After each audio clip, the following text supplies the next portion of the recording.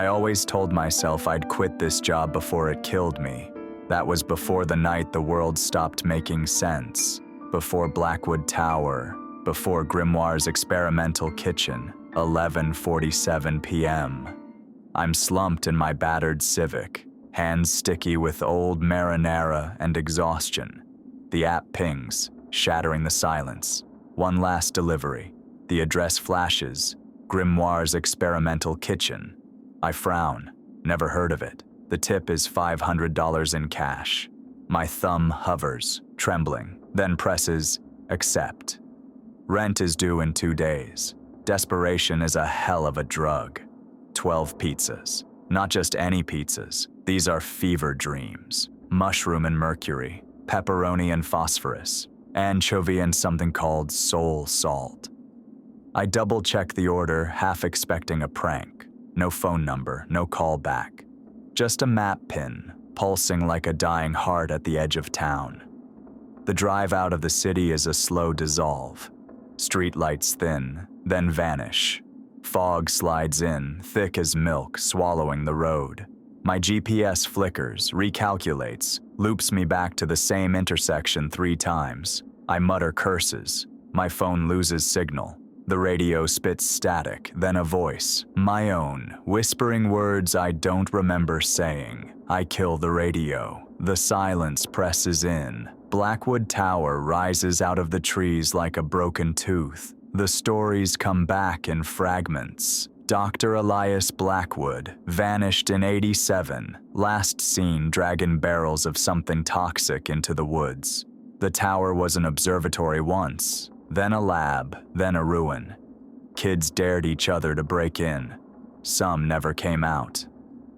I park at the edge of a gravel lot. The tower looms, all black stone and rusted iron, streaked with stains that glow faintly green. Windows flicker with sickly light. The air tastes of metal and something sweet, like rotting fruit. I grab the pizzas, hands shaking. The boxes are warm, almost pulsing. My breath fogs in the cold, but sweat beads on my neck. There's a note taped to the door. Deliver to the laboratory. Do not ring. Do not speak unless spoken to. Do not look behind you. My heart hammers. I want to leave. I want to run. But $500 is $500. I push the door. It swings open before I touch it. Inside, the air is thick and humid, humming with electricity. Shadows crawl along the walls. The floorboards creak under my feet, but the echoes don't match my steps. I force myself forward, clutch in the stack of boxes like a shield. A corridor stretches ahead, lined with ancient equipment, glass tubes, copper wires, beakers bubbling with liquids that glow and shift colors. The smell is overwhelming, a blend of ozone, vinegar, and something sharp that makes my eyes water. I pass a mirror. My reflection lags, then catches up, lips moving out of sync. I look away. The rules. Don't look behind you. A door at the end of the hall swings open. A woman stands there, tall, thin, her lab coat stained and torn over a dress that belongs in a sepia photograph. Her eyes are violet, glowing faintly in the gloom. Chemical burns trace her fingers, raw and glistening. She smiles, lips too wide. You're right on time, Marcus. Thank you for delivering the catalyst. My voice sticks in my throat. I nod, holding out the pizzas. She doesn't take them. Instead, she gestures me inside. The laboratory is vast, impossibly so, stretching up and up, filled with machines that buzz and spark, tanks filled with things that twitch and pulse. The air is heavy, syrupy, making each breath a struggle. She closes the door behind me, and the lock clicks. The sound is final, no turning back. I stand in the center of the room, pizzas trembling in my arms as the machines begin to hum louder. The shadows deepen, twisting into impossible angles. Something moves in the corner, just out of sight. I try not to look back. The door closes behind me, and the sound is so sharp it makes me flinch. I stand rooted, the pizzas await in my arms, the air thick with scents I can't name, metal, vinegar, something sweet that crawls up my nose and settles behind my eyes. The woman, Evelyn Blackwood, though she hasn't introduced herself, watches me with that unsettling calm, her violet gaze fixed and unblinking. I try not to stare at her hands, at the burns that seem to pulse with their own inner light. She glides across the floor, not so much walking as drifting, and gestures for me to follow. I hesitate, but the rules on the note echo in my mind. Do not look behind you. I keep my eyes forward, stepping carefully. The floorboards groan, but the sound is muffled, as if the wood is swallowing the noise. The laboratory opens up before me, a cavernous space that shouldn't fit inside the tower. The ceiling disappears into darkness, broken only by the occasional flicker of lightning through a stained glass skylight far overhead. Machines crowd every surface, some familiar like microscopes and centrifuges, others so alien I can't guess their purpose. Glass tubes snake along the walls, filled with liquids that shift color as I pass. There's a tank in one corner, and something inside it moves, slow and deliberate, but I can't make out its shape. Evelyn stops beside a massive table covered in old books and yellowed papers. She picks up a beaker, swirling its contents, and the liquid inside glows a deep, unnatural blue. "You're exactly as I hoped," she says, her voice soft but carrying. The right blend of desperation and curiosity. It's rare, to find someone who chooses to come here. I swallow, my mouth dry. "You ordered a lot of pizza," I manage, trying to sound braver than I feel. "What's all this for?" She laughs, the sound echoing around the room, bouncing off metal and glass. "Oh, Marcus, the pizzas are only the beginning. They're not for eating. They're for binding. Each one is a circle, a conduit. You brought the final piece." I set the boxes down on the table, careful not to let them slip from my shaking hands. The boxes seem heavier than before, the heat radiating from them almost uncomfortable. Evelyn lifts the lid on one, revealing a pizza that looks wrong. Toppings arranged in spirals, the cheese shimmering with a silvery sheen. She traces a finger along the crust, murmuring words I can't quite catch, and the toppings shift, rearranging themselves into a pattern that makes my head ache to look at. I step back, bumping into a metal cart. It rattles, and I freeze, afraid to turn around.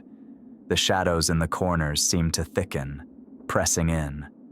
I hear a faint whisper, like someone breathing just behind my ear. I clench my fists, forcing myself to focus on Evelyn. She moves to a chalkboard covered in equations and symbols, some of which seem to crawl along the surface, rewriting themselves as I watch. "My father started this work," she says, her tone suddenly distant. "He believed consciousness could be transferred, preserved, improved. But he was limited by time, by fear, by the rules of this world. I've gone further. I've learned to draw from other places, other realities. I want to ask what she means, but my tongue feels thick, useless. Instead, I watch as she lifts another box, this one labeled Soul Salt Special. The smell that escapes is overwhelming, a mix of burning sage and something sharp, like ozone after a lightning strike. She places it in the center of a strange metal ring on the floor, then begins arranging the others around it, each one fitting into a groove etched with symbols that shimmer in the dim light. As she works, Others emerge from the shadows. At first, I think they're mannequins, left over from some forgotten experiment. But then one moves, its joints creaking, and I see the truth. These are people, or what's left of them. Their bodies are fused with metal and glass, wires snaking under their skin, eyes wide and pleading. One tries to speak, but only a string of numbers and chemical formulas escapes his lips. I stagger back, bile rising in my throat. Evelyn doesn't seem to notice. "They help me maintain the balance," she says, almost fondly.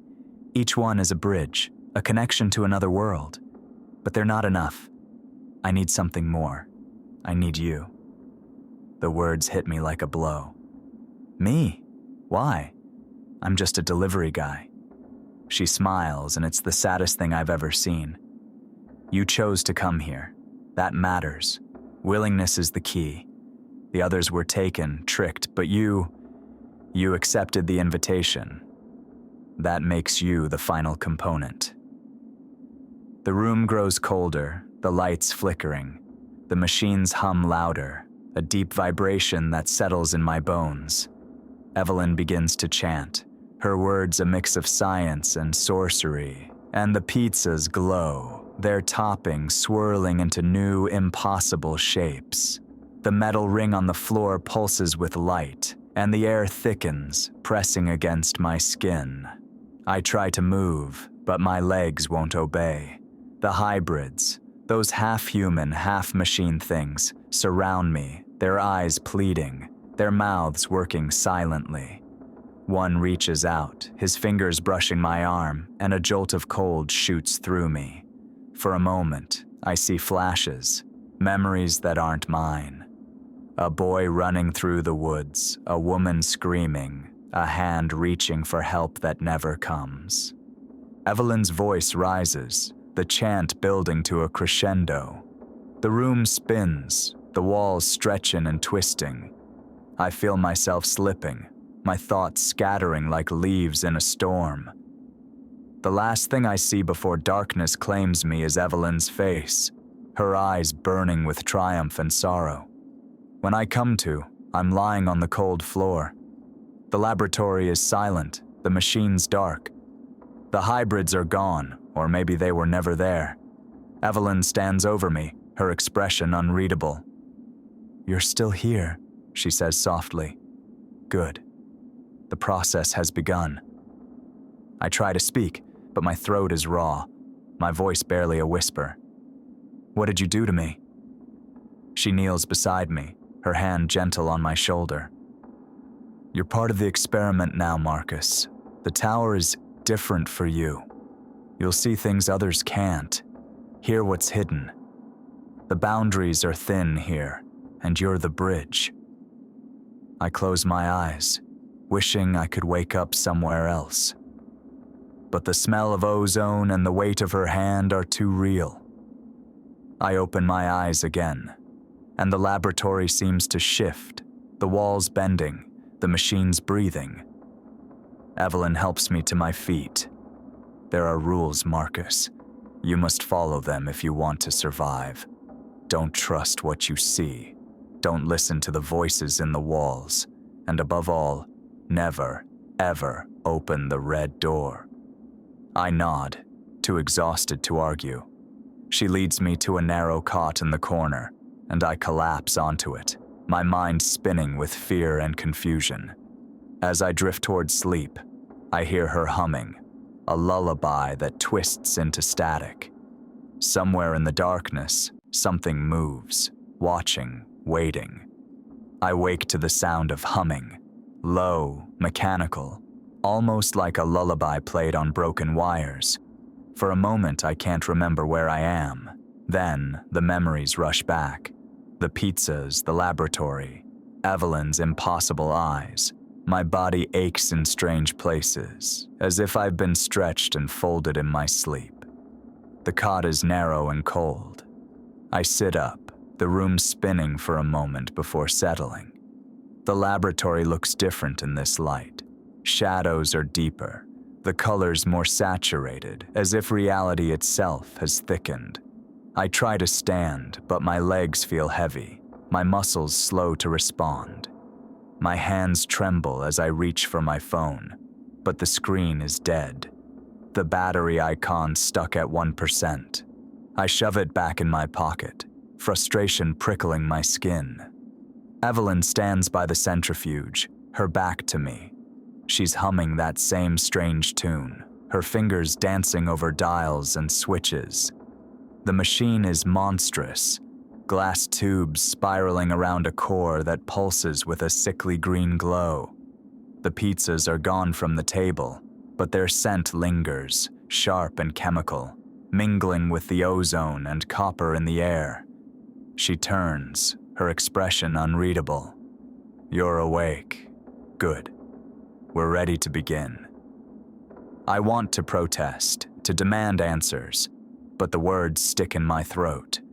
Instead, I watch as she opens a compartment in the centrifuge, revealing a mass of wires and organic tissue, something alive, twitching, fused with metal.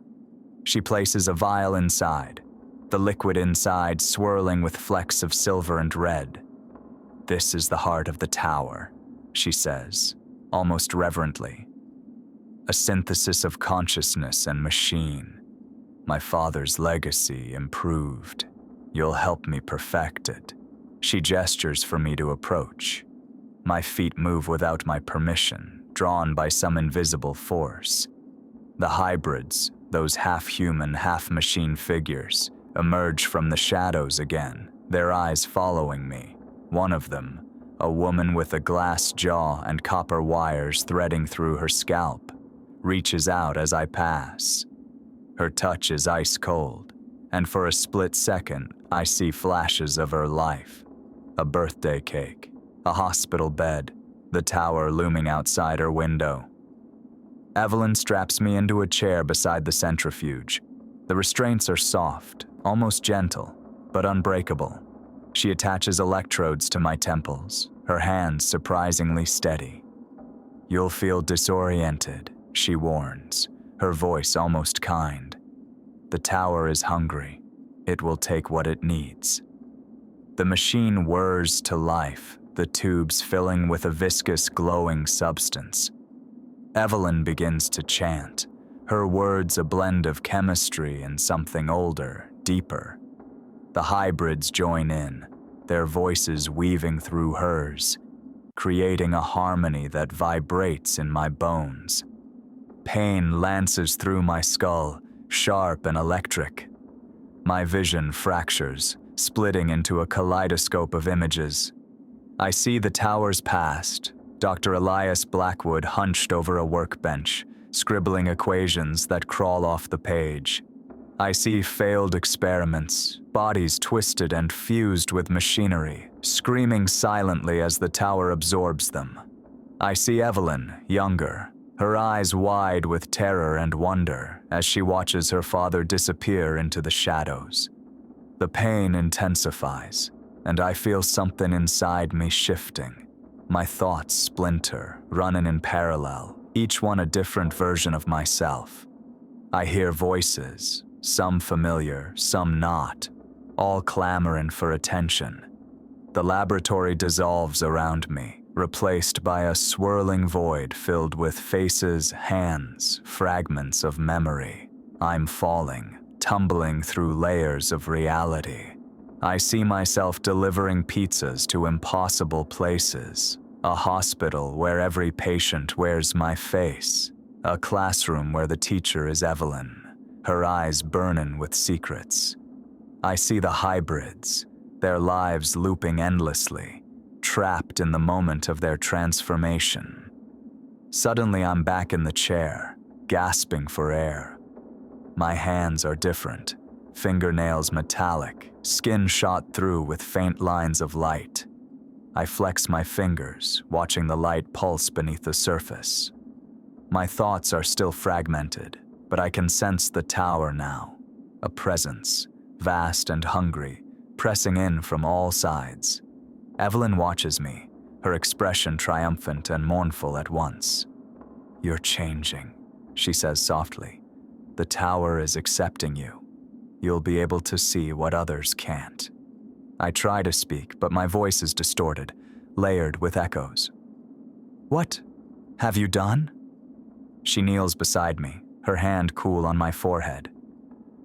You're the bridge now, Marcus. The boundaries are thinner for you. You'll see the echoes, the ones who came before, the ones who never left. As if on cue, the laboratory flickers. For a heartbeat, I see dozens of figures, men, women, children, all trapped in loops of their final moments. Some reach for me, their mouths open in silent screams. Others simply watch, their eyes hollow with resignation. The hybrids begin to chant again, their voices rising in a discordant melody. The centrifuge spins faster, the glow intensifying. I feel something pulling at me, tugging at the edges of my mind. I fight to hold on to myself, but the pull is relentless. I slip into another vision. This time, I'm standing in a corridor lined with doors. Each one is marked with a symbol I almost recognize. I reach for a handle, but my hand passes through it, leaving a trail of light. Behind one door, I hear a child crying. Behind another, the sound of machinery grinding bone. I force myself back to the present, sweat pouring down my face.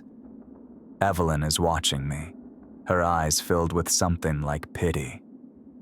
You're strong, she murmurs. Most break by now.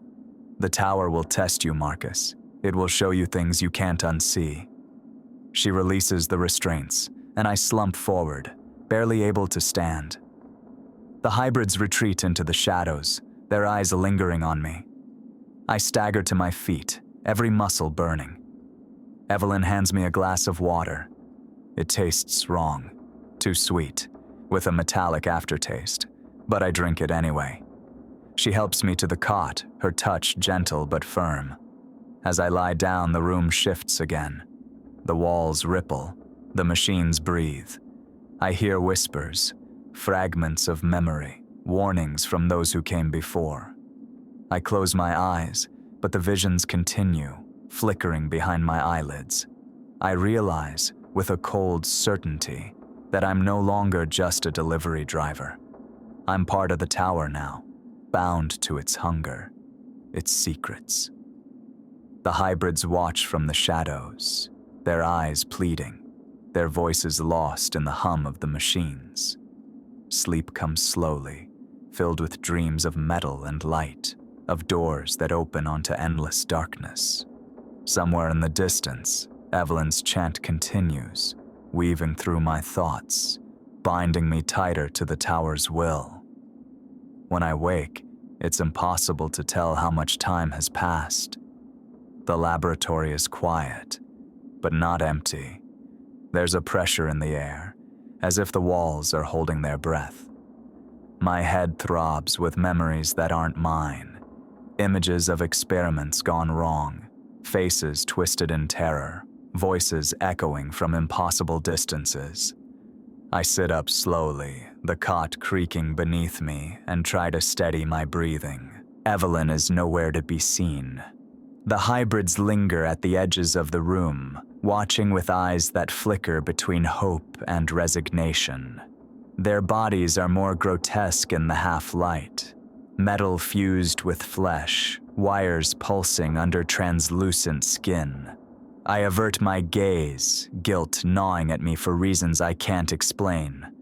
I push myself to my feet, legs shaky but holding. The machines are silent, but the air hums with a low vibration, like the tower itself is waiting. I move toward the far wall, drawn by a sense of purpose I don't understand. My hand brushes against a stack of journals, old, leather-bound, the pages brittle and stained. I flip one open, squinting at the cramped handwriting, the ink crawling across the page like living things. The words blur, then sharpen. I read of Elias Blackwood's obsession, his belief that consciousness could be distilled, transferred, improved. He writes of reaching out to something beyond our world, of voices whispering equations in the dark, of bargains struck with entities he calls the geometric hunger. The more I read, the more the symbols on the page seemed to pulse, burning behind my eyes. I snapped the journal shut, heart pounding. The tower isn't just a laboratory, it's a parasite, feeding on everyone who enters. Evelyn thinks she's in control, but she's just another vessel, another pawn. The hybrids, the failed experiments, even me, we're all fuel for something vast and hungry, something that wants to break through. A sudden noise startles me. I spin around, nearly tripping over a tangle of wires. A man steps out from behind a bank of machines, his face gaunt, eyes sharp with wary intelligence. He's older, hair streaked with gray, but there's a stubbornness in his stance that reminds me of myself. "Name's James," he says, voice rough but steady. "You're the new one, huh?" I nod, wary. "How long have you been here?" He shrugs, glancing around as if the tower might be listening. "Long enough to know the rules don't matter. Not really. The tower changes them whenever it wants." He gestures for me to follow, leading me through a maze of machinery and shadow. We pass rooms that shouldn't exist, one filled with clocks that run backward, another where the floor is covered in a thin layer of black water, reflecting a sky I don't recognize. James moves with purpose, avoiding certain tiles, ducking beneath low-hanging cables that spark with blue fire. He stops in a narrow alcove, lit by a single flickering bulb. A handful of survivors huddle there, faces drawn, eyes haunted, but alive. They watch me with a mix of suspicion and hope. James introduces them quickly. Lila, a former nurse, Thomas, who once repaired elevators, and a boy named Aaron, no older than 16, his hand shaking as he clutches a battered notebook. "We've been hiding here," James explains, trying to find a way out. "But the tower, it's alive. It learns. Every time we think we've found an exit, it changes the path. It wants us here." Lila leans forward, her voice barely above a whisper. "It feeds on us, on our fear, our memories. If you fight it, it gets stronger. If you give in, you become like them." She nods toward the hybrids who drift past the alcove, their movements jerky and unnatural. I tell them what I've learned from the journals, about the geometric hunger and the true purpose of the tower. James listens, his jaw clenched. "We figured as much. The experiments, the rituals, they're just a cover. The real goal is to open a door, let those things in." Tomas speaks up, his voice trembling. "We think there's a way to stop it. The tower's not stable. It's anchored here, but only just. If we can disrupt the anchor, maybe we can collapse it, send whatever's inside back where it came from." Aaron flips through his notebook, showing me sketches of the tower's core, a mass of tangled wires and flesh, pulsing with light. "It's in the basement," he says, eyes wide. "But it's guarded. Evelyn, the hybrids, they won't let anyone near it." James grips my shoulder, his touch grounding. "You're different, Marcus. The tower's changing you, but you're still you. That means you can get close, maybe do what we can't." A surge of determination fills me, cutting through the fear. What do I have to do? Lila presses a small, cold object into my hand, a key, old and tarnished, its teeth twisted into impossible angles. "This will get you into the core, but once you're inside, you'll be on your own." The plan is simple, but the risks are enormous. I'll have to reach the core, disrupt the anchor, and hope the resulting chaos is enough to collapse the tower. The others will create a diversion, drawing Evelyn and the hybrids away. As we prepare, James pulls me aside. If you start to lose yourself, if you feel the tower taking over, remember who you are. Hold on to your memories. That's the only thing it can't steal. I nod, the weight of responsibility settling on my shoulders. The others move out, their courage a fragile thing, but real. I slip through the shadows, the key clutched tight in my hand, heart pounding with fear and hope. The corridors twist and shift, the walls breathing, the lights flickering in time with my heartbeat. I pass doors that open onto impossible vistas, endless deserts, frozen oceans, cities built from bone and glass. I keep moving, focusing on the feel of the key, the memory of James's words. At last, I reach a heavy metal door, its surface covered in symbols that writhe and shimmer. I fit the key into the lock, turning it with a click that echoes through the tower. The door swings open, revealing a staircase spiraling down into darkness. I step onto the first stair, the air growing colder, thicker, each breath a struggle. The walls pulse with light, shadows twisting into shapes that almost make sense. I descend, the sound of my footsteps swallowed by the dark. At the bottom, the core awaits, a mass of wires and flesh, pulsing with a sickly glow. The air vibrates with power, the sense of hunger overwhelming. I take a step forward, the key heavy in my hand, ready to do what must be done.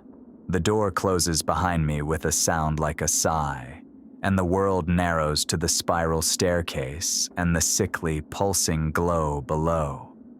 Each step feels heavier than the last, as if the air itself thickens the deeper I go. My fingers are numb around the twisted key, sweat slicking my palms.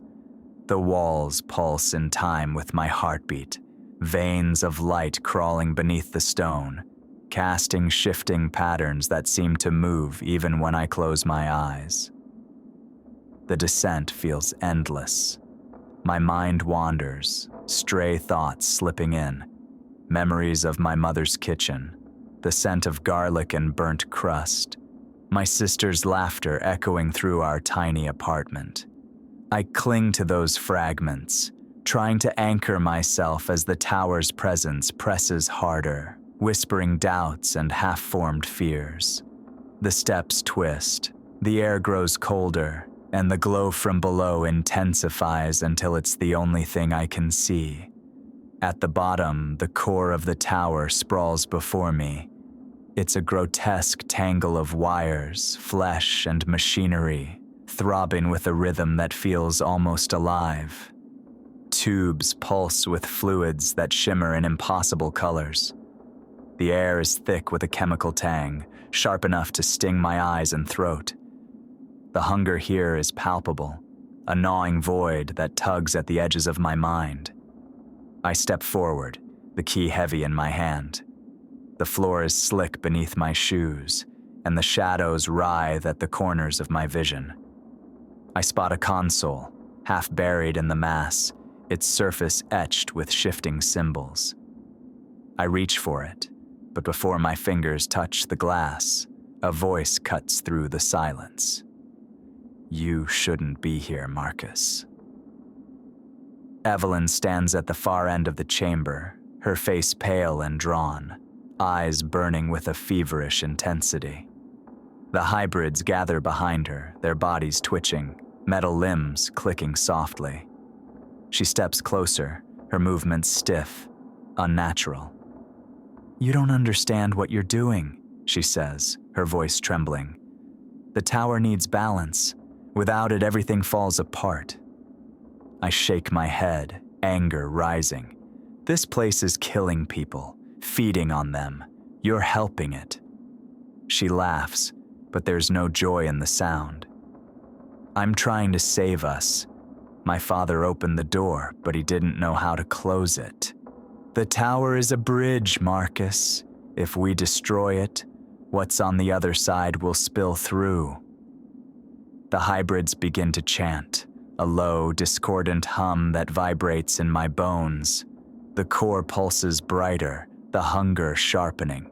I fight the urge to run, forcing myself to remember James's words. Hold on to your memories. I grip the key tighter, stepping toward the console. Evelyn blocks my path, her hands trembling. You're changing, Marcus. The tower's inside you now. If you do this, you might not come back. I hesitate, doubt gnawing at me. My thoughts fracture, splitting into parallel streams. I see myself turning back, escaping up the stairs, leaving the others behind. I see myself plunging the key into the console, the tower collapsing, the world outside warping and twisting. Each possibility feels real, the outcomes branching endlessly. The hybrids' chant grows louder, their voices merging into a single, inhuman note. The air thickens, pressing against my skin. The core shudders, veins of light crawling across its surface, forming patterns that burn into my mind. Suddenly, the floor shifts beneath me, tilting wildly. I stumble, catching myself on a tangle of wires. The chamber convulses, the machinery groaning as the tower's defenses awaken. Acid pools bubble up from the floor, the air filling with a choking, metallic haze. The hybrids surge forward, their faces twisted with desperation. I fight my way to the console, the key slick in my grasp. Evelyn grabs my arm, her grip surprisingly strong. "Don't!" she pleads, her voice raw. "You don't know what you're unleashing." I look into her eyes, searching for the woman I met in the laboratory. For a moment I see her, scared, exhausted, clinging to hope. But the tower's hunger is stronger, twisting her features into something unrecognizable. With a surge of will, I wrench free and slam the key into the console. The reaction is immediate, a blinding flash, the core convulsing, the chamber filling with a sound that's not quite a scream, not quite a song. The hybrids collapse, writhing on the floor, their bodies flickering between flesh and metal. The world fractures, the walls dissolve, replaced by a shifting landscape of impossible geometry, angles that shouldn't exist, colors that burn the eyes. Gravity twists, sending me tumbling through space that folds and unfolds around me. I catch glimpses of the others, James, Lila, Thomas, Aaron, each trapped in their own nightmare, their bodies warping, their screams echoing through the void. The tower's influence spreads beyond its walls. I see the town outside, reality bleeding at the edges. People stagger through streets that loop back on themselves, their bodies distorting, faces melting into geometric patterns. The sky fractures, constellations rearranging into symbols that pulse with malignant intent. My own body betrays me. My skin ripples, bones shifting, thoughts splintering into a dozen voices. I see myself from above, from below, from angles that shouldn't exist. The tower's hunger claws at my mind, urging me to let go, to become something new, something perfect.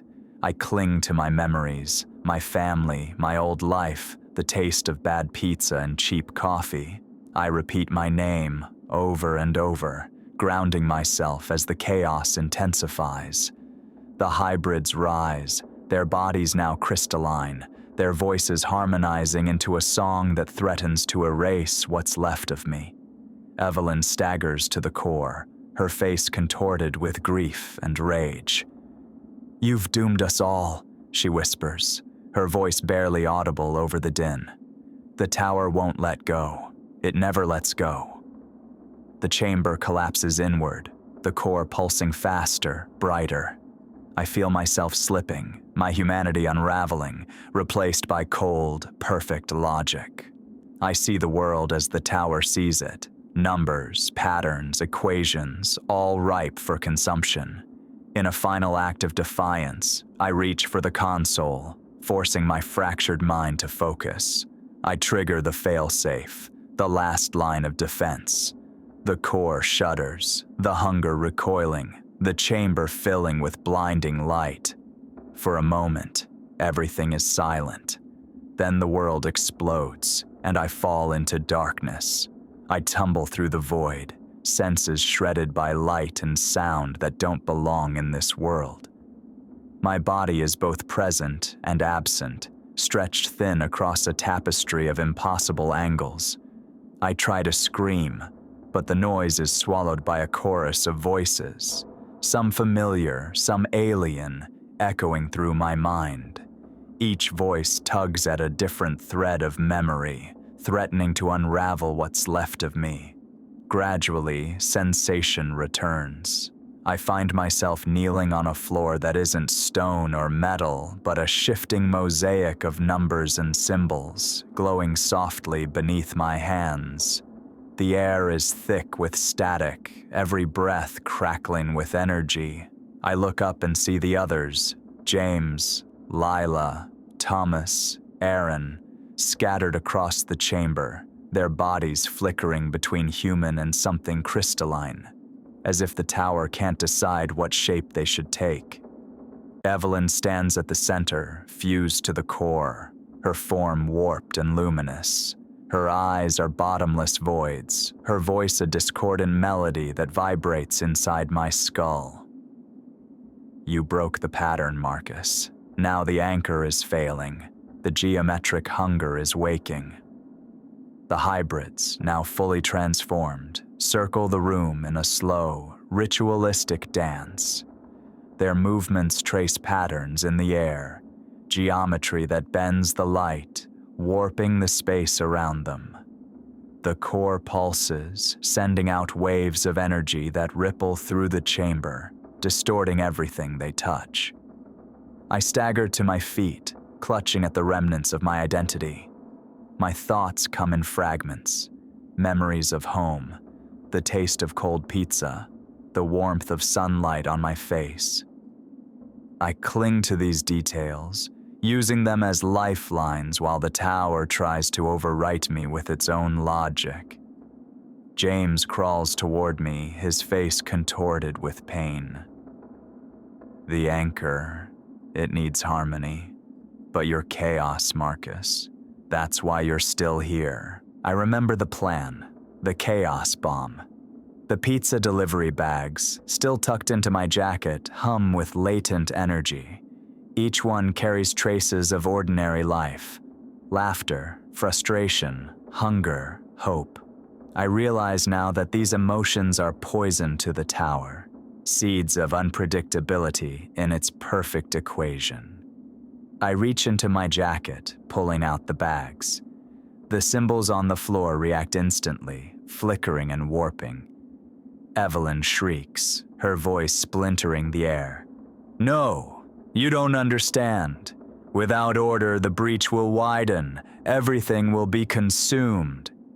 But I see the truth in the patterns swirling around us. The tower's strength is also its weakness. It can't tolerate contradiction, can't process the irrational. I step forward, scattering the bags across the core. The hybrids recoil, their movements faltering, the geometry unraveling. Memories flood my mind. My first delivery, the thrill of freedom, the sting of disappointment, the ache of loneliness. I focus on the most chaotic moments, the arguments, the laughter that made no sense, the dreams that never came true. I pour them into the core, willing the chaos to spread. The chamber convulses, reality folding in on itself. The hybrids dissolve into shards of light, their voices rising in a final discordant chorus. Evelyn's form flickers, her features shifting between rage and terror. "You're destroying everything!" she howls. I stagger as the ground splits beneath me, revealing an abyss filled with shifting shapes, faces, hands, fragments of memory. The geometric hunger stirs, its presence a pressure behind my eyes. a hunger that wants to devour not just me, but every unpredictable thought, every stray emotion. I feel myself slipping, my mind fracturing under the strain. But then I remember my sister's voice, the way she used to tease me for taking life too seriously. I remember my mother's hands, flour-dusted and warm. I remember the taste of freedom, the fear of failure, the stubborn refusal to give up. I seize these memories, hurling them into the breach. The chaos spreads, fracturing the patterns, disrupting the harmony the tower needs to survive. The core shudders, its light flickering wildly. James shouts, his voice barely audible over the roar. "It's working! Keep going!" I force myself forward, every step a battle against the tower's pull. Evelyn's form collapses, her scream dissolving into static. The chamber implodes, the symbols on the floor shattering into 1,000 shards of light. For a heartbeat, there is silence. Then the world snaps back into focus. The chamber is gone, replaced by a vast, empty space. The others are beside me, battered but alive. The tower's presence is weaker now, its hunger dulled by the chaos we've unleashed. But I know it isn't over. The breach is still open, the geometric hunger still lurking at the edges of reality. I feel its gaze, cold and calculating, searching for a way in. I turn to James, my voice raw.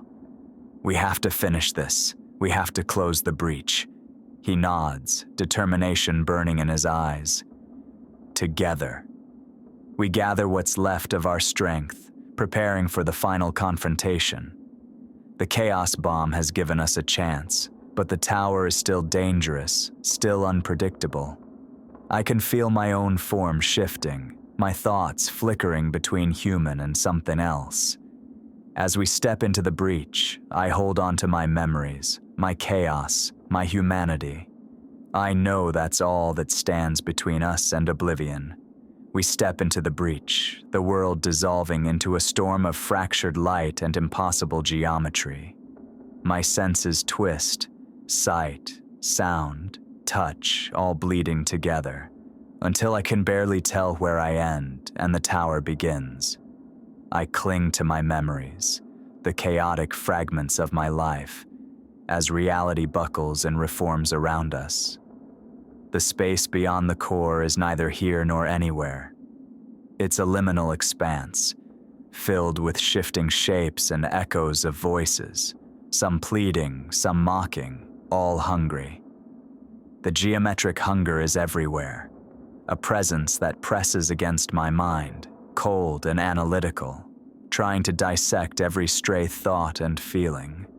I sense the others beside me, James, Lila, Thomas, Aaron, each flickering between their own histories and the tower's influence, their identities fragile but not yet erased.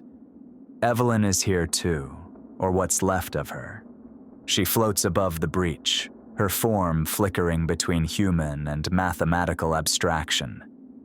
Her eyes are endless voids, her mouth moving in silent equations. She reaches for me, her voice a whisper threaded with regret. "You could have been perfect, Marcus. You could have been more." I shake my head, the weight of her words pressing down but not breaking me. Perfection isn't living. It's just another kind of prison. The geometric hunger surges, its will a tidal force. It tries to override us, to force us into harmony, to erase every contradiction.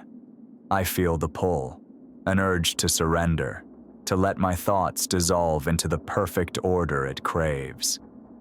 But I remember my sister's laughter, the taste of burnt crust, the sting of disappointment, and the stubborn hope that kept me moving forward. I remember every mistake, every messy, unpredictable moment that made me who I am. James grabs my shoulder, grounding me. "Now, Marcus, before it learns to adapt." I nod, reaching into my jacket for the last delivery bag. It's battered, stained with grease and memories. An artifact of a life that never made sense, that was never meant to. I open it, letting the chaos spill out, the scent of cheap pizza, the echo of laughter, the ache of longing and loss. The breach recoils, the patterns fracturing, the hunger's presence flickering. Evelyn screams, her form unraveling. "You're destroying everything. You don't know what you're doing." But I do. I finally understand. The only thing that can resist the tower's perfection is the chaos of living.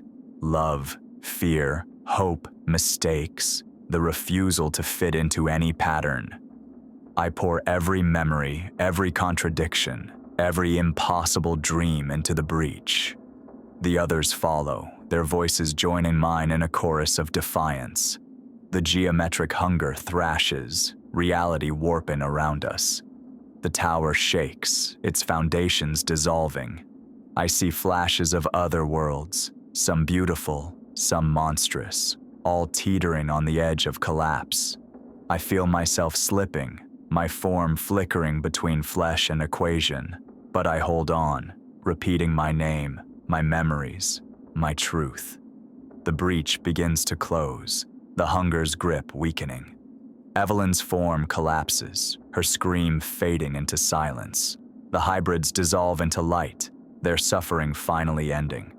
The chamber implodes, the tower collapsing inward, reality knitting itself back together. For a moment, there is nothing, just darkness and the echo of a heartbeat. Then I find myself standing in a clearing, the others beside me. The tower is gone, erased from existence, leaving only a perfect circle of scorched earth where it once stood. The air is crisp, the sky clear, the world eerily quiet. James looks at me, his eyes haunted but alive. "We did it. It's over." I nod, but I know it's not that simple. I can still feel the patterns, the echoes of the hunger, lurking at the edges of my mind. I see flashes of other realities, other towers, other versions of myself. I know the threat isn't gone. It's just been contained, for now. We walk back to town in silence, each of us lost in our own thoughts. The world feels different, more fragile, more precious. I savor every step, every breath, every imperfection. In the weeks that follow, I try to return to my old life. I deliver pizzas, pay my bills, call my sister just to hear her laugh. But nothing is quite the same. I see patterns in the shadows, hear whispers in the static between radio stations. Sometimes when I catch my reflection, it flickers, my face shifting for a heartbeat into something geometric and inhuman. I keep the last delivery bag in my car, a reminder of what happened, of what I almost became. I watch for signs, strange orders, impossible addresses, the scent of ozone and copper in the air. I know I can't let my guard down. The world is full of cracks, and something is always hungry on the other side. One night, the app pings. A new order. No name, no number, just an address on the edge of town. My heart pounds, but I accept. I check the rearview mirror as I drive, watching my reflection flicker between human and something else. Maybe this is just another delivery, or maybe it's the beginning of something new. Either way, I'm ready.